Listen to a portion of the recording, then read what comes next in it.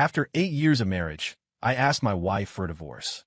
She froze, her beautiful eyes instantly flooding with tears that spilled over like broken pearls. I handed her a tissue, a practiced motion, though my heart remained cold as iron. Over the last 8 years, I had wiped her tears countless times, my heart aching with every drop. But this time, I felt only a twisted sense of relief. Why? Olivia's voice trembled violently. Ethan, didn't we agree? Child-free for life, just the two of us. Did I do something wrong? Tell me, I'll change it. I'll change anything. I looked at her, the woman I had loved for a decade. From the girl in the white dress on the university campus to the powerhouse executive she was today, I knew everything about her, including her unwavering philosophy on being child-free. She always said children were shackles on a marriage, the killers of romance. I loved her, so I respected her choice, even going so far as to sever ties with my parents, who were desperate for grandchildren. You don't need to change, I said calmly, pulling 2 items from my briefcase and placing them gently on a coffee table in front of her. It's too late. Olivia's gaze fell on the items, and her pupils constricted. One was a brand-new, beautifully packaged breast pump. Beside it lay a prenatal ultrasound report. On the grainy image, 2 small gestational sacs were clearly visible, twins. Olivia's face went ghastly white, drained of all blood. It was as if her strength had been siphoned away.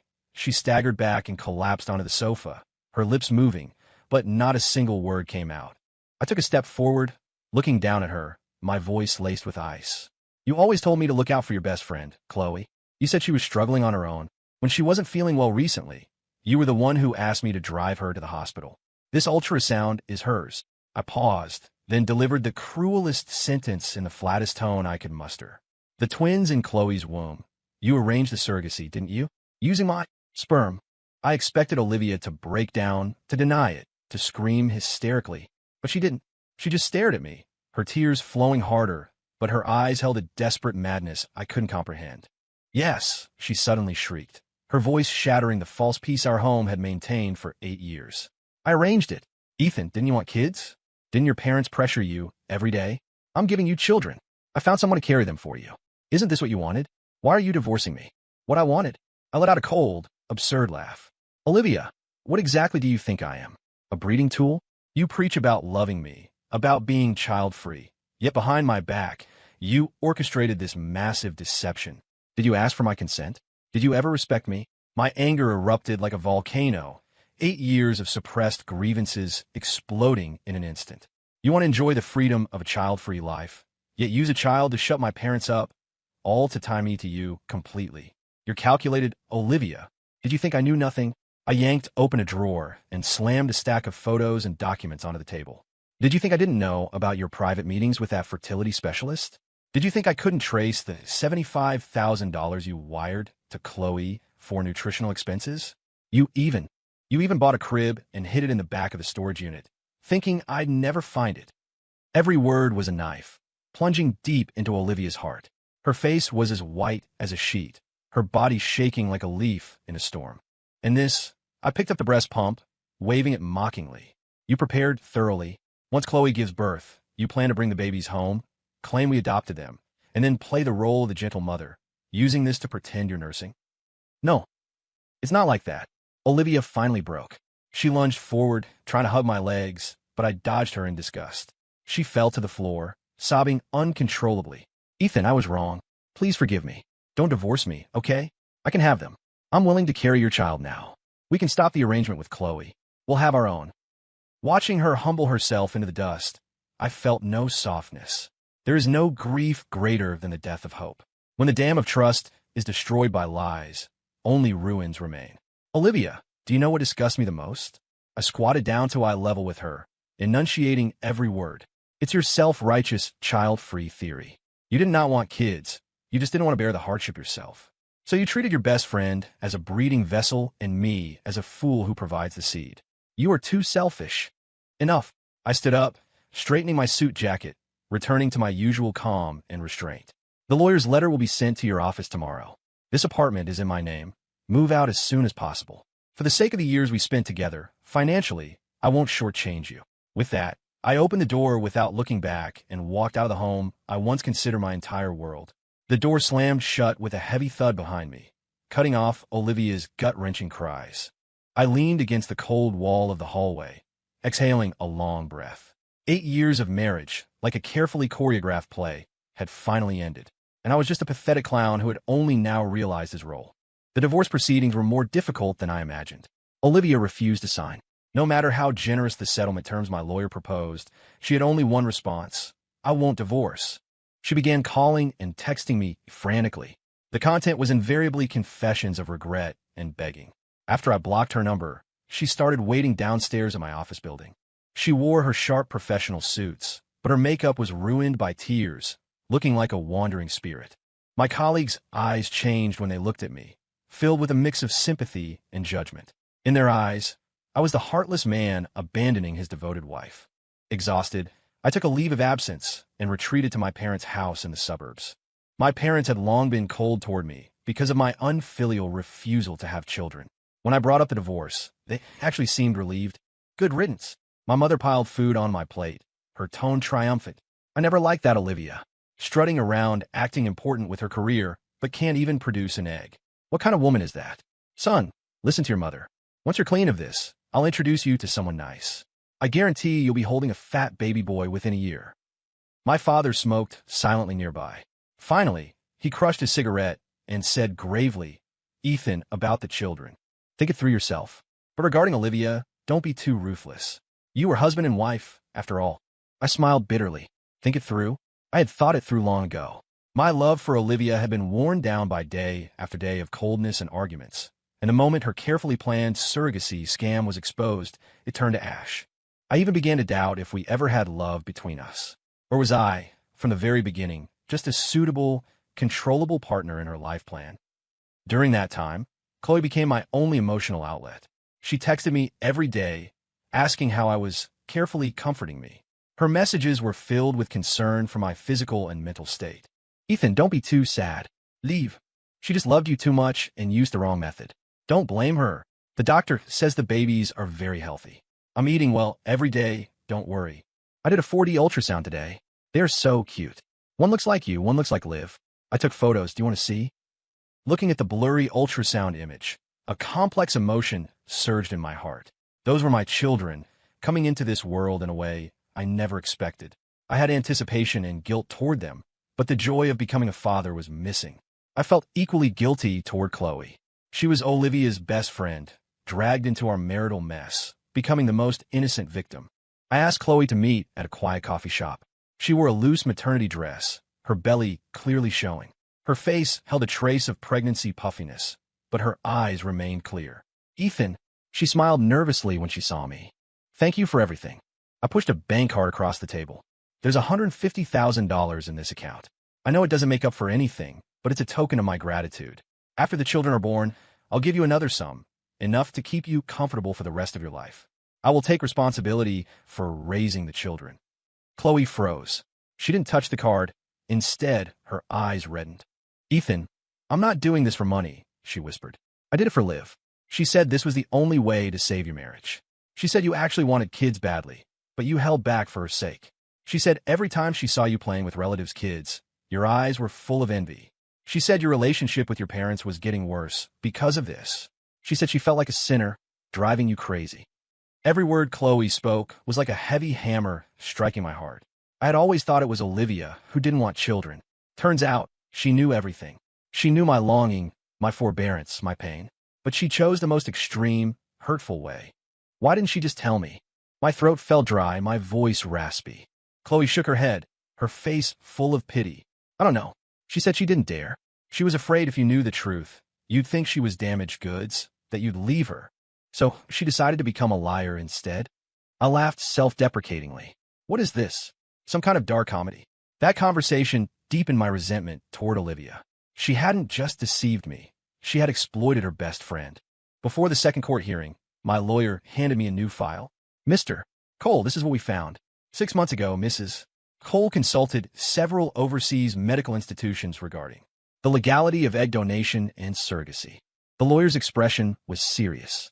Also, there's an unexplained transfer of nearly $450,000 from her personal account. $450,000 plus the $75,000 to Chloe. That was over $500,000. Even for a senior architect, moving that much cash in a short time wasn't easy. A terrible thought flashed through my mind. I asked the lawyer to pause all litigation, then used a burner number to call the phone I once knew by heart. It rang for a long time before being answered. Olivia's voice came through, thick with nasal congestion and exhaustion. "Hello. It's me." There was a long silence on the other end. Finally, she spoke in a pleading tone. "Ethan, are you willing to see me?" "Tomorrow morning at 10. Meet me on the steps of the courthouse," I said. "Bring all your ID." She seemed confused. To do what?" "To sign the papers," I said coldly. "If you want to keep a shred of dignity, let's get this over with." I hung up immediately. The next day, I arrived at the courthouse on time. Olivia was already there. She was wearing a white dress, the same style she wore on our first date. She had lost a lot of weight. Her chin was sharp, making her eyes look enormous, but they lacked their former sparkle, holding only ash and silence. Seeing me, she forced a smile that was uglier than crying. "You came." I ignored her gesture and walked toward the entrance. "Wait," she suddenly called out from behind. I stopped and turned back impatiently. "Ethan," she looked at me, tears welling up again. "Is there really no chance for us? What do you think?" I countered. She took a deep breath, as if summoning all her strength, and pulled a document from her bag, handing it to me. "Read this before you decide whether to divorce me." Suspicious, I took the document. It was a medical record. Patient, Olivia Vance. The diagnosis section contained cold, unfamiliar medical terms. But below was a line of plain English that hit my temples like a sledgehammer. Diagnosis: severe Asherman syndrome, secondary infertility, premature ovarian failure. Note: patient has essentially lost the ability to conceive naturally. My brain buzzed, going blank. How is this possible? Olivia couldn't have children? I looked up at her sharply. She nodded, her face pale, and the tears suspended in her. I finally fell. "I'm sorry, Ethan." Her voice was light as the wind. "I lied to you." The thin medical file felt heavy as lead in my hands. The date on it was 7 years ago, the second year of our marriage. Why? Why didn't you tell me? My voice was shaking, not from anger, but from a sudden, massive wave of panic and regret. Olivia smiled bitterly, a desolate expression. "Tell you what? Tell you that you married a broken woman? Tell you the Cole family line end with me?" She looked up, meeting my eyes, tears mixing with 7 years of accumulated grievances pouring out. "Ethan, have you forgotten how your mother treated me? The first year we were married, she hinted every day, asking why my stomach was flat. The second year, she dragged me to temples to pray for a son, forced me to drink strange herbal concoctions. When I got this diagnosis, I had only one thought: it's over. I didn't dare tell you. I was afraid you'd be disappointed. I was even more afraid to tell your parents. I feared they would force us to divorce. So I had to lie. I told everyone I didn't want to give birth, that I wanted to be child-free. I said children were the grave of romance, the chains of freedom. I said it so much, I almost believed it myself. I stood frozen, struck by lightning. That child-free philosophy I had resented so much wasn't her selfishness. It was her armor. It was a high wall she built to protect our marriage. Inside the wall, she endured dark pain and despair alone. Outside, she took the misunderstanding and blame from me and the world. Then why did you get Chloe to carry the baby? My heart hurt so much I could barely breathe. Do you know how humiliating this is for me? Because I couldn't hold on anymore. Olivia covered her face, sobbing. Your parents' pressure was getting worse. Every time you went home, you fought with them. I saw the exhaustion and struggle in your eyes. I was scared. I was so scared you would leave me because of this. Last year on your dad's birthday, you got drunk. You held my hand and said, "Liv, why don't we have a baby? As beautiful as you, as smart as me." You said you wanted a home, a complete home. In that moment, all my defenses collapsed. I wanted to give you a complete home. I wanted to make you happy. I researched like crazy. Then I thought of Chloe. Chloe is my best friend. Her family is struggling financially, and she needed money. I begged her to help. I told her that after it was done, I would give her a large sum so she and her family could live well. The memory of that $75,000 transfer flashed in my mind. It wasn't nutritional expenses. It was a transaction fee Olivia paid her best friend. And the breast pump? My voice was raspy. And the crib? The pump is to help induce lactation for women who haven't given birth. I thought, even if I didn't carry the babies, I wanted to nurse them myself. I wanted them to feel my body heat. I want to be a real mother. Olivia choked on her tears. The crib. I couldn't help it. I bought it early. Every time I secretly looked at it, I imagined our children lying there. Ethan, I'm sorry. I used the wrong way. I ruined everything. She looked up, her tear-soaked face showing a fragility I hadn't seen in 7 years. I was just too afraid of losing you. In that moment, all my anger, resentment, and disdain vanished. In their place was an overwhelming tide of regret and heartache. What had I done? I used the most vicious words to attack a woman who used lies to protect me. I tore open the scars she had hidden for 7 years and rubbed salt in them. I thought I was the victim, but I was the cruelest executioner. Leave. I stepped forward, reaching out a trembling hand to touch her, then pulled back. My hands had pushed her away so ruthlessly. Why did I have to hug her now? Olivia seemed to see through my hesitation. She took a step forward and grabbed my hand tightly. Her hand was cold and clammy, yet held an undeniable strength. Ethan, let's not divorce, okay? She looked up at me, a glimmer of hope rekindling in her eyes. Let's bring the children home together. We'll raise them together. I'll try hard to be a good mother. I'll never lie to you again.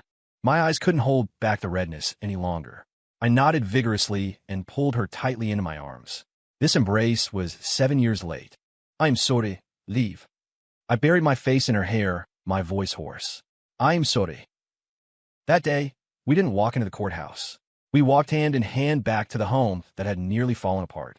I thought that by uncovering all the secrets and lies, Olivia and I could go back to the past. I thought as long as we worked together, we could piece back this life disrupted by accidents. But I soon discovered I was wrong. Some cracks, once made, can never be fully mended. Olivia and I withdrew the divorce filing. I moved back home, and we began to act like a normal couple expecting new life, setting up the nursery and reading parenting books. I told my parents about Olivia's medical condition. My mother was silent on the phone for a long time. Then she sighed deeply and said, "Oh, that silly child. Why didn't she say something earlier after suffering so much?" The next day, my mom came over with a pot of homemade chicken broth. It was the first time in 7 years she had given Olivia a genuine smile. She held Olivia's hand, spoke intimately for hours, her eyes reddening multiple times. Olivia cried too, weeping like a child. Watching the two of them reconcile, the heavy stone in my heart finally lifted. Everything seemed to be moving in a positive direction, except for one thing, lodged like an invisible thorn between Olivia and me. Chloe.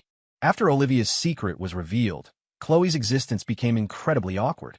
She was Olivia's best friend, the benefactor, helping us complete our family. But simultaneously, she was a witness to our painful memories, a living symbol of the cracks in our marriage.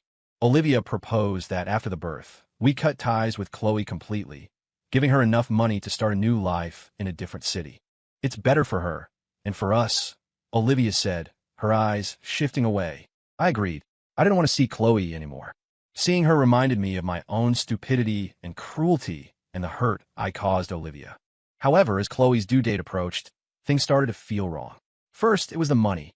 Aside from the $75,000 Olivia gave her and the $150,000 I compensated her with, Chloe started asking Olivia for money for various reasons. Special prenatal tests, high-end imported supplements, sick parents back home needing cash.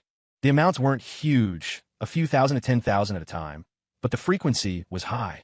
Olivia transferred it without hesitation every time. I felt uncomfortable. Liv, the money we gave her is enough. Is she being a little too greedy? Olivia defended her. She's a single woman carrying twins. It's hard on her. And her family situation is genuinely bad. Giving her a little more is the right thing to do. After all, we owe her. I couldn't argue. Because when Olivia said we, she really meant herself. In her heart, she felt permanently indebted to Chloe. Second was Chloe's attitude. She began contacting me directly more often. No longer the careful greetings of the past, but entitled demands. Ethan, I'm craving spicy noodles from that place downtown. Can you bring me some after work? Ethan, my checkup results are in. Pick them up for the doctor. My legs are swollen. I don't want to move. Ethan, I'm scared being alone at night. Can you come over and keep me company? I refused a few times, and she would cry on the phone, saying how pitiful she was, pregnant and alone with no one to rely on. Then, Olivia would call, her tone reproachful. Ethan, Chloe is in a delicate state. Her emotions are unstable. Just bear with it. She's sacrificing so much for us. What's wrong with satisfying a few small requests? I had no defense. I felt like I was trapped in a bizarre loop. Olivia, out of guilt, had no boundaries with Chloe, and I, out of guilt toward Olivia, had to tolerate Chloe. Chloe was like a black hole, constantly devouring our patience, money, and the fragile emotional bond we had just rebuilt. I started having insomnia and anxiety. My communication with Olivia dwindled. Aside from the babies, we seemed to have nothing to say. The atmosphere at home returned to the cold repression of the pre-divorce days. Until one night, I came home late from overtime and found Olivia missing. I called her. She answered after a long delay, sounding panicked, saying she was at the office handling an urgent project and would be back soon. Intuition told me she was lying. I opened my laptop and logged into our car's GPS system. The red dot was parked stationary in the underground garage of Chloe's apartment complex. My heart sank inch by inch. The next day, I didn't go to work. I went to Chloe's apartment. Olivia opened the door. Seeing me, panic flashed across her face, but she quickly steadied herself, forcing a smile. What are you doing here? I ignored her and walked straight inside. Chloe was lying on the sofa, eating fruit and watching TV. Seeing me, she paused, then flashed a sweet smile. Ethan, you're here. The coffee table was piled high with expensive supplements and snacks. Next to the sofa sat several shopping bags from luxury brands. I walked up to Olivia, pointed at the items, and asked coldly, "What is this?" Olivia's face went pale. Chloe said she was feeling down, so I took her out for a bit. I picked up a receipt from bag. The amount was 5 figures. Olivia, do you know where that $450,000 project fund in your account came from? After discovering the large, unexplained funds, I had asked a lawyer friend to investigate. The results were terrifying. It wasn't project money. It was a high-interest credit loan Olivia had taken out behind my back. To pay Chloe's surrogacy fee and satisfy her endless demands, she had burdened herself with heavy debt. Olivia's lips trembled, unable to speak. Ethan, don't blame Liv. Chloe sat up, walked slowly to Olivia, and affectionately linked arms with her. These are things I wanted. Liv said as long as I give birth safely, she'd give me anything. As she spoke, she deliberately thrust out her high, rounded belly, looking at me with a mix of gloating and provocation. In that moment, a terrible thought seized my heart like a viper. I stared at Chloe's face, then at the guilt-ridden Olivia. I finally understood. This wasn't a simple surrogacy transaction. This was a carefully orchestrated conspiracy targeting Olivia and me. And the mastermind was the person we thought was the most innocent and pitiable, Chloe. You knew all along Olivia couldn't conceive, didn't you? I looked at Chloe, my voice cold enough to freeze the air. The smile on Chloe's face stiffened, but she quickly recovered. She blinked innocently. Ethan, what are you talking about? How would I know? Liv begged me.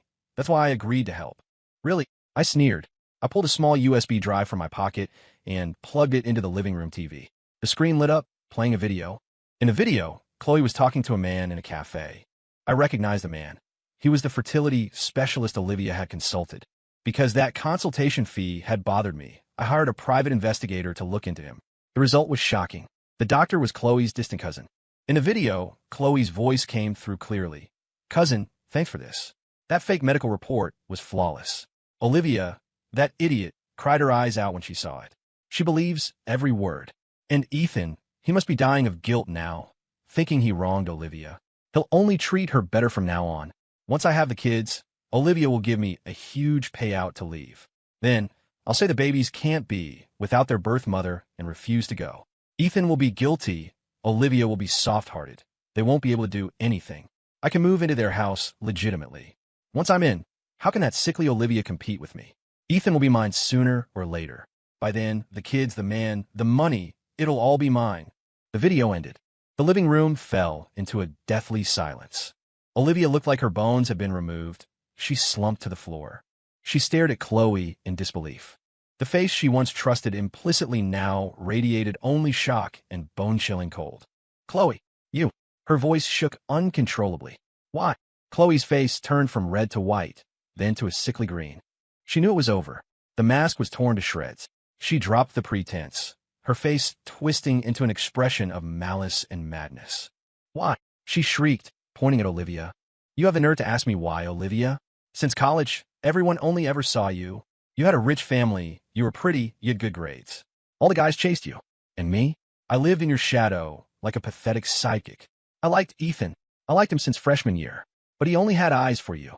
I could only stay by his side as a best friend, watching you date, watching you marry. Do you know how painful that was? You had everything, yet you weren't satisfied. You could have had kids, but you selfishly chose to be child-free. You don't deserve Ethan. You don't deserve happiness. So, when I overheard you complaining to your mom on the phone about her pressuring you for grandkids, I knew my chance had come. A twisted, triumphant smile spread across Chloe's face. I told you there's a disease called Asherman syndrome that causes infertility. I made you look it up online until you were terrified. Then I introduced you to my miracle doctor cousin and had him write a fake diagnosis, making you believe you were a barren waste. Then I pretended to be loyal and offered to carry the baby. I knew you'd agree because you're kind and because you're stupid. Olivia, you were so easy to trick. I said a few words, and you handed over your husband, your money, your future. My plan was perfect. Chloe glared venomously at me. I didn't expect it to be ruined by you. Ethan, why did you have to investigate? Why couldn't you just be a fool and stay in the dark? I looked at this deranged woman and felt nauseous. But what chilled me more was Olivia collapsed on the floor. The so-called infertility was a scam from start to finish. A trap tailored for her by her best friend. And she had jumped in without hesitation, dragging me with her. I didn't know whether to laugh or cry. Our marriage was a massive joke. We almost divorced over a fake child issue. We reconciled over a fake medical diagnosis. In the end, we were like two puppets played by a malicious woman. Olivia finally snapped out of the shock. She struggled up from the floor, rushed at Chloe, and slapped her hard across the face. Chloe, you are not human. She screamed, pummeling Chloe with all her might. Chloe stumbled back, screaming and shielding her belly. Olivia, are you crazy? You dare hit me. I'm carrying Ethan's children. Those are not my children. I roared. Everyone froze. Chloe and Olivia looked at me with terror. I pulled another document from my briefcase and slammed it into Chloe's face. It was a paternity test. When Chloe had her amniocentesis, I had used a contact at the hospital to secretly obtain a sample and compare it with my DNA. The result line stated clearly. Probability of paternity, 0%. Excluded. Chloe, I said to her pale face, enunciating clearly, who is the father of the bastards in your belly? Chloe was struck dumb. She stared at the report, lips trembling, unable to form a word. The last trace of color vanished from her face. Olivia leaned in to look at the report. Then, realizing something, she whipped around to stare at Chloe's stomach, her eyes burning with a desperate madness. The babies. Aren't IVF, are they? The question exploded like a bomb in the small living room. Chloe shook violently, her eyes darting away. I'd already pieced together the filthy truth. The surrogacy was a lie from the start. Chloe never did IVF. She took Olivia's money and slept with her lover. When she got pregnant, she claimed the procedure was a success. She bet we wouldn't check, because Olivia was blinded by guilt, and I was blinded by guilt toward Olivia. We were two hostages to guilt, endlessly satisfying her demands until she took over our lives. Who is it? Olivia's voice rasped like sandpaper. Who is the father? Chloe slumped on the floor, gray-faced, silent. It's the doctor, isn't it? I said coldly. Your good cousin. Chloe flinched as if I'd hit a nerve. I had ordered the DNA test because the PI gave me a photo. Chloe and the doctor outside a motel, intimate, kissing. I looked at Chloe, realizing her malice and greed exceeded my imagination. Not only did she want to scam our money and steal my family, but she also wanted my wife and me to raise her and her lover's children for life. What humiliation. Animal. Olivia let out a piercing scream. She lunged again, this time targeting Chloe's stomach. I'll kill you. I'll kill you, you bitch. I'll kill those bastards. Olivia had snapped. Ah, Chloe screamed in terror, desperately protecting her belly. I rushed forward, grabbing Olivia from behind in a tight bear hug. Leave. Calm down. It's not worth it for scum like her. Let go of me. Ethan, let go. Olivia struggled wildly in my arms, her nails digging deep into my arm. I want to kill her. The scene was chaos. Suddenly, the door was kicked open. Several uniformed police officers rushed in. The lead officer shouted, Police, don't move. We all froze. Behind the police stood my lawyer. He nodded at me, then pointed at Chloe and the doctor cousin, who had appeared at the doorway looking panicked. Officers, that's them. We suspect them of fraud. The amount is substantial. Before coming to Chloe's, I had called the police. I had made 2 copies of the USB drive. One for the confrontation, one for the authorities. Chloe and her doctor cousin were quickly taken away. Before leaving, Chloe looked at Olivia and me with pure venom, a look that said she would haunt us from hell. The living room finally returned to silence. Only Olivia and I remained, standing like statues with hollowed-out souls. The conspiracy, the lies, everything had settled, but the massive rift between us, caused by suspicion, deception, and betrayal, could no longer be healed. Sunlight streamed through the window, illuminating the dust motes in the air. Just like our marriage, after surviving this catastrophe, every ugly detail was exposed. "Ethan," Olivia spoke first. Her voice was light, airy, as if waking from a nightmare. "We should still get a divorce." I looked at her, silent. She smiled miserably, tears falling again.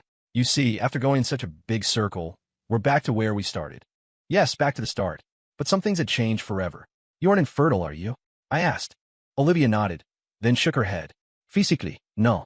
But my heart is sick." She looked at me, eyes full of exhaustion and sorrow. "Ethan, I'm sorry. I shouldn't have fabricated the child-free lie to deceive you just because of my cowardice and fear. If I had been honest from the beginning that I was afraid of childbirth, afraid of losing myself, maybe we wouldn't have reached this point. And I shouldn't have given up on myself and fallen into Chloe's trap the moment I thought I might be infertile. I was so stupid. I pinned all hope on someone else, forgetting to ask you what you really wanted." I looked at her, my heart feeling like it was being sliced open. "Liv, I was wrong too. I shouldn't have transferred my parents' pressure onto you. I shouldn't have only seen my own grievances when you needed me most, attacking you with the most hurtful words. I shouldn't have failed to give you even basic trust." We dissected our mistakes honestly, like two children who had done wrong. But apologies couldn't buy forgiveness, and repentance couldn't undo the damage. We were both tired. This 8-year marriage felt like a cruel endurance test that had exhausted all our passion and strength. Chloe and her cousin were prosecuted for fraud. Because the amount was huge and the circumstances malicious, they faced severe legal punishment. As for the children in Chloe's womb, since we had no biological connection to them, they naturally had nothing to do with us. My divorce from Olivia went incredibly smoothly. No arguments, no tug-of-war. We divided the assets calmly and signed the papers calmly. The day we walked out of the courthouse, the weather was beautiful. The sun was brilliant, the sky azure. Olivia smiled at me. It was the first and last genuine smile she gave me after the divorce. "Ethan, I wish you happiness," she said. "Find a good girl who can give you children. Forget me." "You too," I said. "Focus on your career. The houses you design are the most beautiful in the world." We waved goodbye like old friends. I watched her figure in the white dress walk further away into the crowd until she disappeared. Just like she had walked into my life wearing that same dress all those years ago. I didn't remarry, nor did I go looking for a good girl to have children. Having been through all of this, I finally understood that children are not a necessity of marriage, nor the yardstick of happiness. Love and trust are. Unfortunately, I understood it too late. 1 year later, on a business trip to another city, I saw Olivia again at a top-tier architectural design forum. She was a guest speaker. She had cut her hair into a sharp bob and wore a tailored black suit, confident, composed, radiant. She spoke about her design philosophy, the relationship between architecture and humanity, her eyes shining with a light I had never seen before, the light of a dream realized. In that moment, I suddenly realized something. Perhaps being child-free was never a lie. That was her deepest, truest choice. She had only wavered because of family, love, and societal expectations. And I, as her closest partner, had never truly understood or supported her. After the speech, a reporter asked, "Ms. Vance, you are so successful, yet you seem to be single. How do you view marriage and family?" Olivia held the microphone and smiled faintly. "Marriage and family are just options in life, not requirements. I define my own life." Thunderous applause erupted from the audience. I stood in the crowd, clapping hard, my eyes growing misty. Our 7-year itch, or 8 in our case, wasn't because of children, betrayal, or that absurd scam. It was because, from the very beginning, we never truly saw each other. Later, I heard Olivia started her own studio, swept all domestic and international awards, and became an industry legend. She never remarried and had no children. She poured all her love and passion into her architecture. I was happy for her. Yet, in the dead of night, I felt a deep regret for our lost 8 years. I still had that 4D ultrasound photo of the twins on my phone. After Chloe was exposed, I intended to delete it, but for some reason, I kept it. I don't know what I was thinking. Maybe I wanted to remind myself how close, yet how far, I had been to a complete family.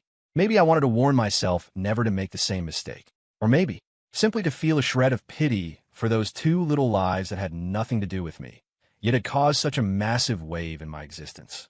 The 7-year itch. Those words are like a scar that will never heal, branded onto my life. The itch came from longing. The pain came from loss.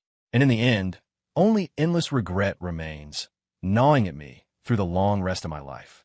Story complete.